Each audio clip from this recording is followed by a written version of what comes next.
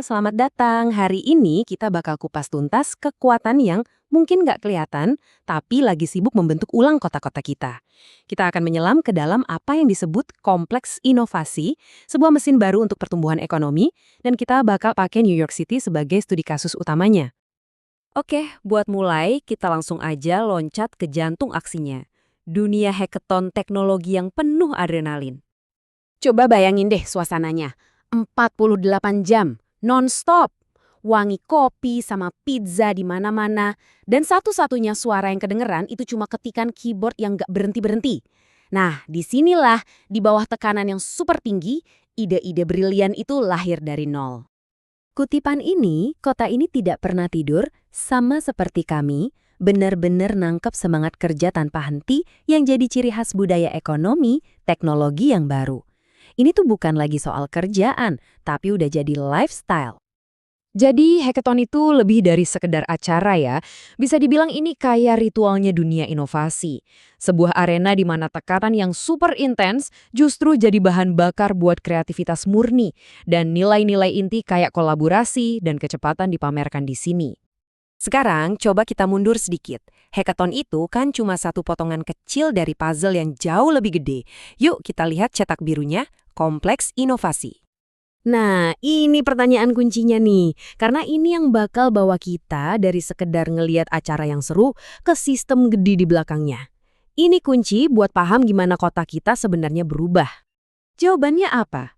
Ternyata, kompleks inovasi ini adalah bagian dari sebuah cetak biru global, sebuah resep yang diadopsi kota-kota di seluruh dunia, dari New York sampai Shenzhen dan Copenhagen, yang semuanya berlomba buat satu tujuan, memindahkan kesuksesan Silicon Valley ke tengah kota. Oke, kita bedah ya mesinnya. Fondasinya itu model yang disebut 3 helix. Pertama, pemerintah, lewat badan kayak NYCDC, nyediain lahan, modal awal, dan bikin aturannya jadi lebih gampang. Kedua, universitas elit kayak Cornell Tech jadi pabriknya talenta dan riset canggih. Dan yang ketiga, industri, yaitu para pemodal ventura dan raksasa teknologi yang nyuntikin modal dan bimbingan. Ketiganya ini saling terkait erat, menciptakan ekosistem yang subur banget buat inovasi.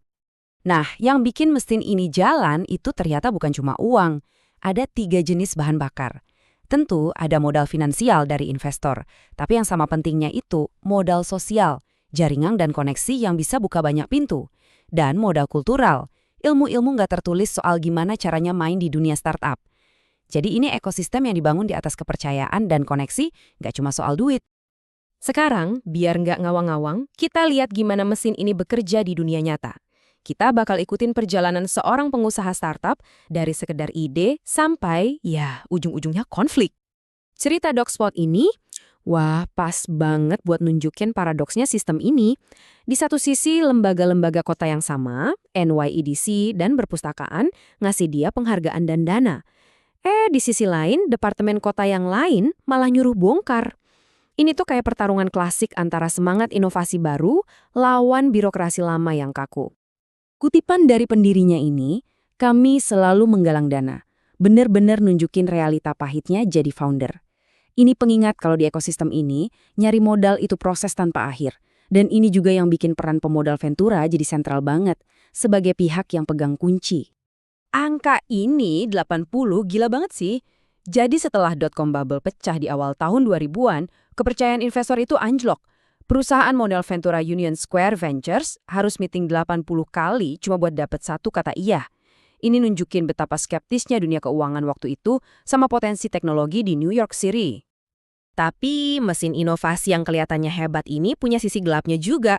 Sekarang kita bakal alihin fokus kita buat lihat sisi lainnya, konsekuensi yang nggak terduga, dan jurang ketimpangan yang ternyata ikut tercipta.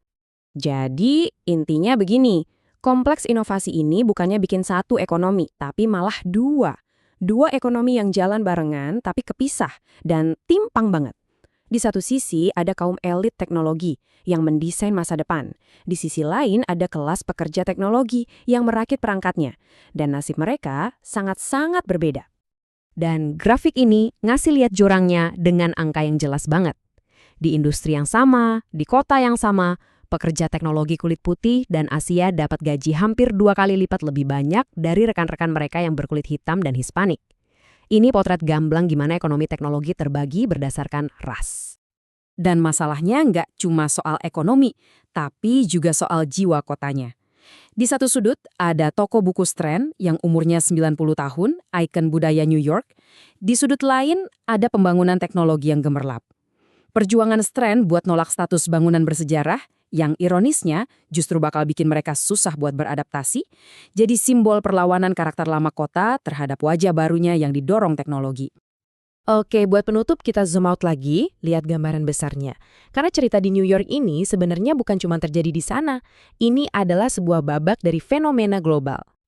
Nah, tabel ini nunjukin walaupun caranya beda-beda, ada model publik swasta di New York, model Ventura milik negara di Shenzhen, atau duta besar teknologi di Copenhagen, ujung-ujungnya tujuannya sama, membangun kompleks inovasi udah jadi semacam resep global buat masa depan sebuah kota.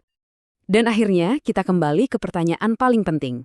Setelah melihat janji kemajuan yang luar biasa sekaligus bahaya ketimpangan yang nyata, kita harus berani bertanya, apakah mesin inovasi yang super kuat ini bisa kita arahkan buat kebaikan semua orang? Dan yang lebih penting lagi, masa depan yang lagi kita bangun ini sebenarnya buat siapa sih?